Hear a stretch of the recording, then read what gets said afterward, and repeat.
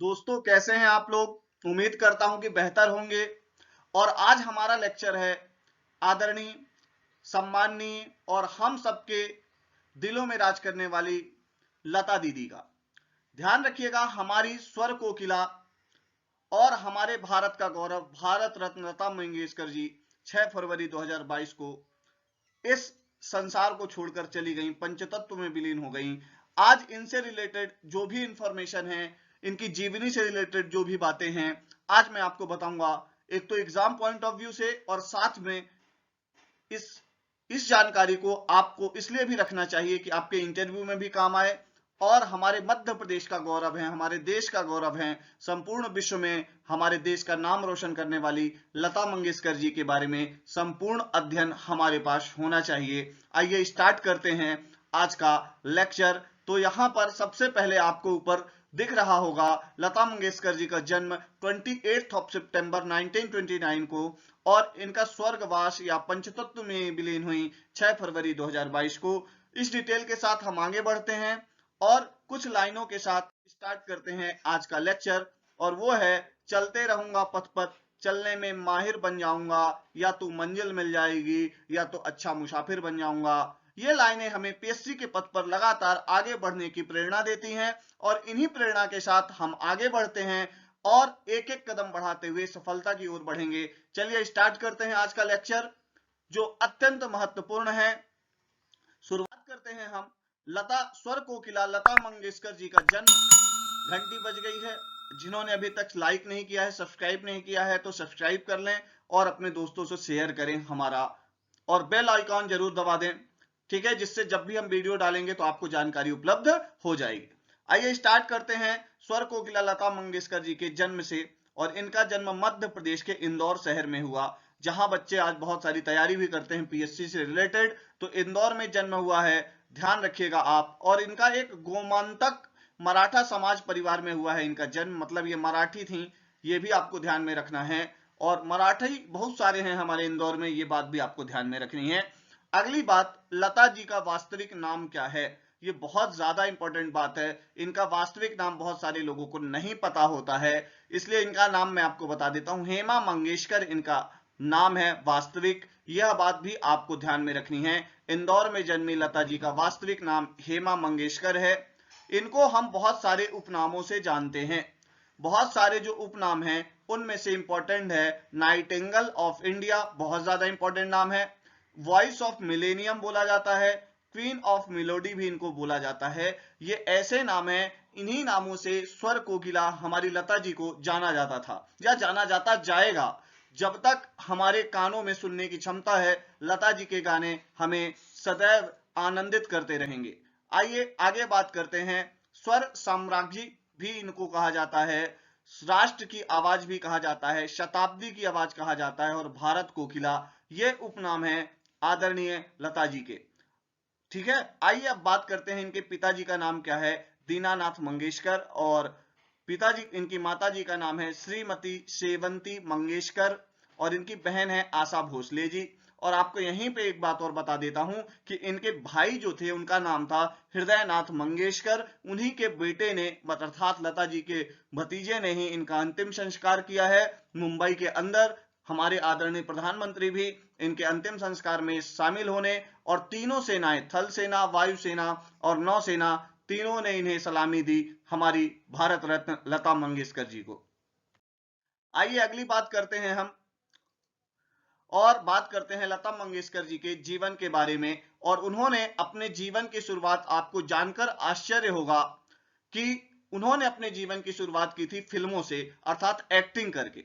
ठीक है, और उन्होंने उसके बाद में गाना गाना चालू किया है, उसके बारे में मैं आपको पूरी जानकारी दूंगा। उसके पहले हम बात करेंगे कि लता मंगेशकर जी ने अपने जीवन में पहली बार गाना कब गाया या कौन सा गाना गाया। तो मराठी फिल्म थी कित्ती हसाल, कितना हंसोगे, ये गाना था, जो कि मराठी में क्या बोला जाता है, नाचू या गाड़े खेलू सारी माड़ हाउस भारी, ये लिखा है। ध्यान रखिएगा, ये मराठी भाषा है, और ये मूवी थी कित्ती हसाल।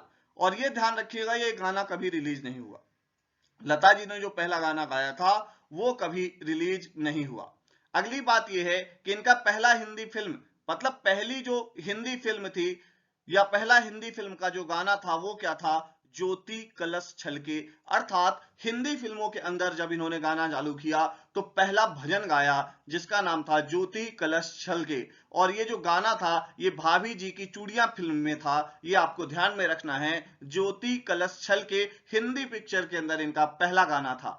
अगली बात करते हैं अंतिम हिंदी फिल्म दाता सुन ले। इनकी अंतिम हिंदी फिल्म थी दाता सुन ले और यह गाना जेल मूवी का था। अभी मैं फिल्मों की बात कर रहा हूं, अंतिम संगीत की बात नहीं की है, यहां पे अंतिम संगीत की बात नहीं की है, यह बात आपको ध्यान में रखनी है। अंतिम हिंदी फिल्म में कौन सा गाना गाया, टेक्निकल क्वेश्चन एमपीपीएससी पूछता है, इसलिए दाता सुन ले ये गाना जेल मूवी का है और इसमें लता जी ने फिल्मों के अंदर अंतिम गाना गाया। लता जी का आखिरी गाना जो था सौगंध मुझे इस मिट्टी की, जो गाना आदरणीय प्रधानमंत्री नरेंद्र मोदी जी द्वारा इस देश को संबोधित करते हुए गाया गया था, जिसके बोल प्रसून जोशी जी ने लिखे थे, उसको संगीतबद्ध मयूरेश पाई ने किया था और उसे आवाज दी हमारे लता जी ने, जो इनके जीवन का अंतिम गाना साबित हुआ, सौगंध मुझे इस मिट्टी की। ध्यान रखिएगा यह गाना कुछ जगह आपको ऐसा भी मिल सकता है कि एक प्राइम मिनिस्टर मूवी आई थी उसके अंदर भी हो सकता है आपको ये गाना मिले, पर ध्यान रखिएगा लता जी ने भी इस गाने को अपनी आवाज दी है, ये ध्यान रखिएगा। और ये गाना 30 मार्च 2019 को रिलीज हुआ था और मूवी के अंदर नहीं था, लता जी की आवाज में, ये बात भी आपको ध्यान रखना है। मयूरेश पाई ने इसे कंपोज किया था, जिसे कहते हैं हम संगीतबद्ध किया था, और लिखा था प्रसून जोशी जी ने। और ध्यान रखिएगा आपको कि इसे गाया लता जी ने। यह इनका अंतिम सॉन्ग था। हमारे देश का शायद कोई भी ऐसा व्यक्ति होगा जो लता जी के गाने नहीं सुनता होगा। तो ये इंपॉर्टेंट फैक्ट्स हैं जिन्हें हमें याद रखना है। आगे बात करते हैं हम स्पर्धा टेस्ट सीरीज की। ध्यान रखिएगा एमपीपीएससी 2021 को टारगेट करते हुए टेस्ट सीरीज चलाई गई है स्पर्धा नाम की, ईरा इंस्टीट्यूट के ऐप पे। और ये जो ऐप है ये आपको आसानी से उपलब्ध होगा, डिस्क्रिप्शन में लिंक दे रखी है, वहां से आप ऐप डाउनलोड करके हमसे जुड़ सकते हैं और सारे टेस्ट मिलेंगे, जिनकी डेट निकल गई है वो भी मिलेंगे, हिंदी मीडियम इंग्लिश मीडियम दोनों में मिलेंगे। आइए आगे चर्चा करते हैं लता जी के बारे में।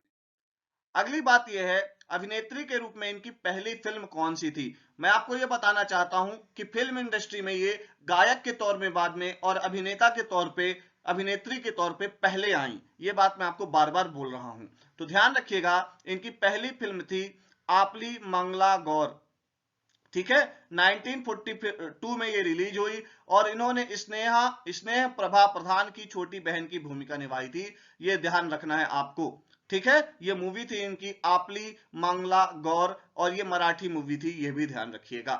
टाइम पत्रिका ने भारतीय पार्श्व गायिका की अपरिहार्य और एक छत्र साम्राज्य किसे माना है, ये आपको ध्यान में रखना है, लता जी को।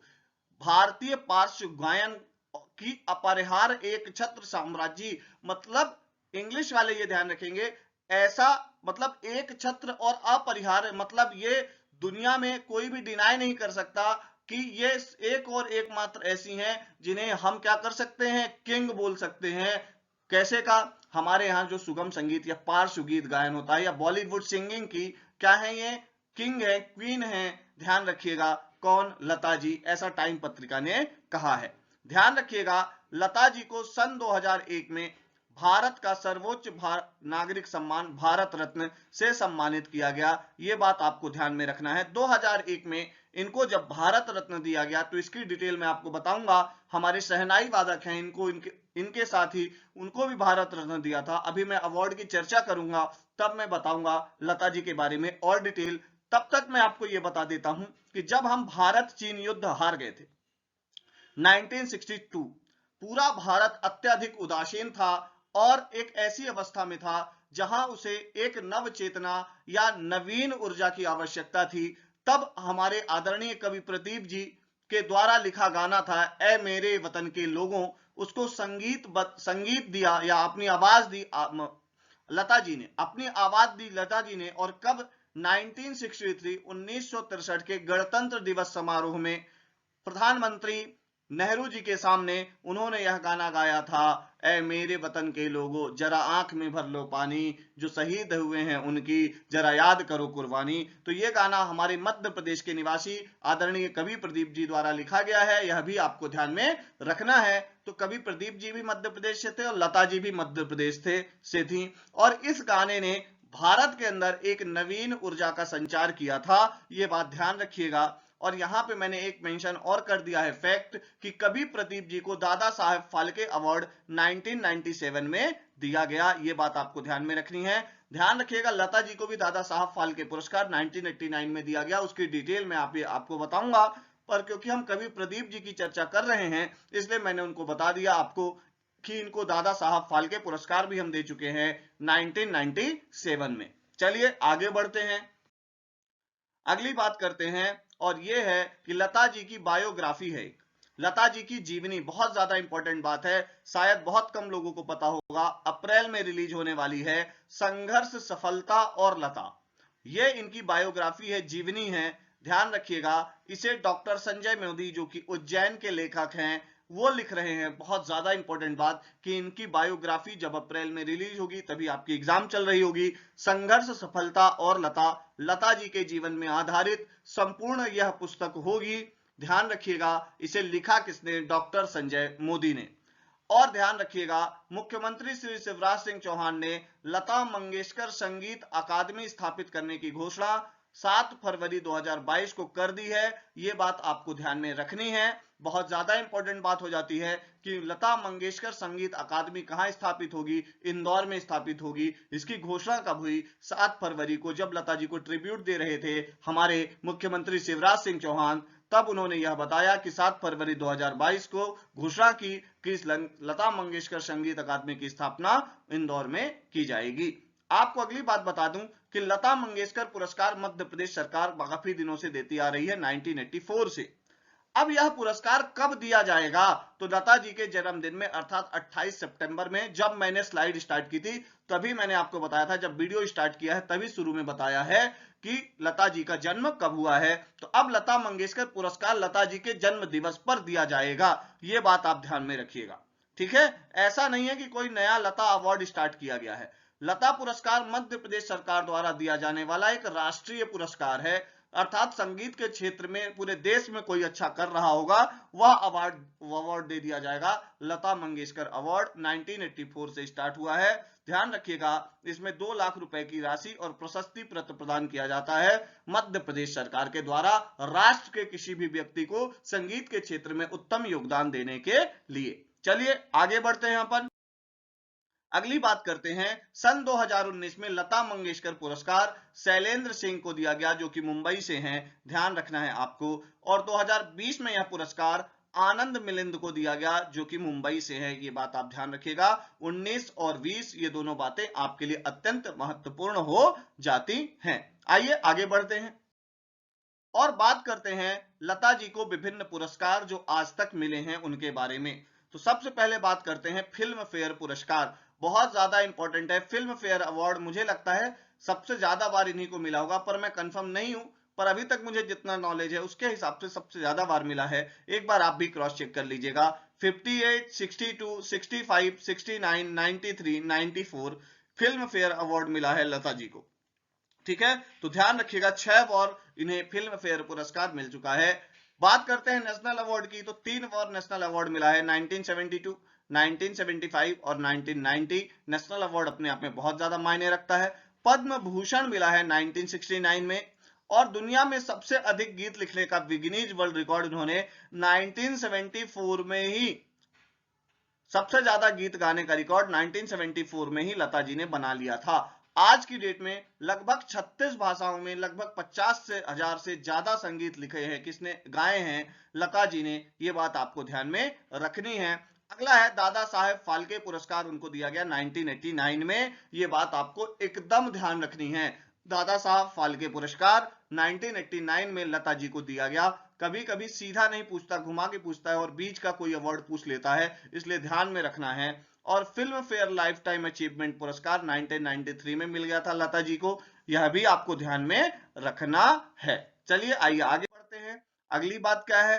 अगली बात क्या है, स्क्रीन का लाइफ टाइम अचीवमेंट पुरस्कार। भैया घंटी जी बज गई है, बेल आइकॉन दबा दें। अभी तक सब्सक्राइब नहीं किया है तो सब्सक्राइब करें, लाइक करें और शेयर करें जितना हो सके। और मैं आपको बता दूं हमारी करंट की क्लास भी है, आप करंट की क्लास को भी ज्वाइन कर सकते हैं। करंट की क्लास को जब आप ज्वाइन करेंगे तो पूरा कवर कराऊंगा फुल डायमेंशन के साथ, क्या एमपीपीएससी का पूरा करंट अफेयर, उसके पीछे उसकी हिस्ट्री, और साथ में स्पोर्ट्स और मिसलेनियस भी कवर होगा। इरा इंस्टीट्यूट के ऐप पे, आप ऐप डाउनलोड करें और हमसे जुड़ें। आगे बात करते हैं स्क्रीन का लाइफ टाइम अचीवमेंट पुरस्कार 1996। ठीक है, अगला है राजीव गांधी पुरस्कार 1997। इनको आप भूल भी जाएंगे तो चलेगा, पर इंपॉर्टेंट है इसलिए मैं आपको बता रहा हूं। एनटीआर पुरस्कार 1999। पद्म विभूषण बहुत इंपॉर्टेंट है, 1999 में मिला पद्म विभूषण। अगली बात करते हैं जी सिने का लाइफ टाइम अचीवमेंट अवार्ड 99। आईआईएएफ का लाइफ टाइम अचीवमेंट पुरस्कार 2000 में। और अगला आता है बहुत ज्यादा इंपॉर्टेंट, भारत रत्न 2001 में दिया गया लता जी को। और 2001 में ही लता जी के साथ मशहूर शहनाई वादक बिस्मिल्लाह खां को भी भारत रत्न दिया गया। तो ध्यान रखिएगा, लता जी को जब पूछे आपसे तो हो सकता है कि ऐसा कुछ इनसे रिलेटेड पूछ ले कि 2001 में मशहूर शहनाई वादक बिस्मिल्लाह खां के साथ और किसको भारत रत्न दिया गया। तो ध्यान रखिएगा, लता जी को दिया गया 2001 में भारत रत्न। या ऐसा पूछ ले कि लता जी के साथ और किसको भारत रत्न दिया गया, तो ध्यान रखिएगा बिस्मिल्लाह खां जी को दिया गया। ये बात आपको बहुत अच्छे से ध्यान में रखनी है। अगली बात यह है कि लता जी का जन्म, ध्यान रखिएगा, मध्य प्रदेश में हुआ। और उसके बाद ये मुंबई चली गई थी और ज्यादा एज नहीं थी इनकी, लगभग 12-13 साल की एज में इन्होंने इंदौर छोड़ दिया था। इंदौर आती रही हैं, लाइव स्टेज प्रोग्राम भी करती रही हैं और इंदौर को हमेशा अनुग्रहित करती रही हैं। और आपको मैं बता दूं एक, हालांकि ये बहुत फैक्ट नहीं है, आपके एग्जाम पॉइंट ऑफ व्यू से इंपॉर्टेंट नहीं है, पर एक बात आपको ये ध्यान रखनी है कि इंदौर से उनका आज भी जुड़ाव बना था। ठीक है, तो ये बातें आपको बहुत ज्यादा इंपॉर्टेंट है, ध्यान रखिएगा। और लता जी को हमेशा ट्रिब्यूट करते रहिएगा, उनके गाने सुनते हुए, उनके पुरस्कारों के बारे में याद करते हुए, उनके अवार्ड्स को जब भी याद करें तो एक सम्मान आपके मन में हमेशा होना चाहिए।